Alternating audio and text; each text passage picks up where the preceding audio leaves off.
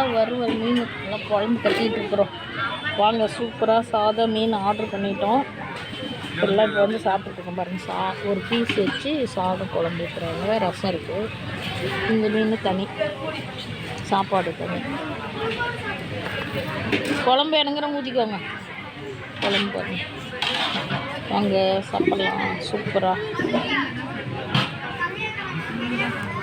அம்மா அப்படியே பிடி.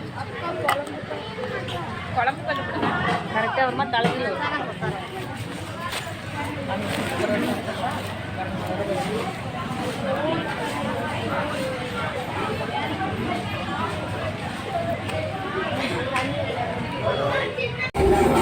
எங்கள் ஊரெல்லாம் மழை, சேலத்தில் மழை பாருங்க.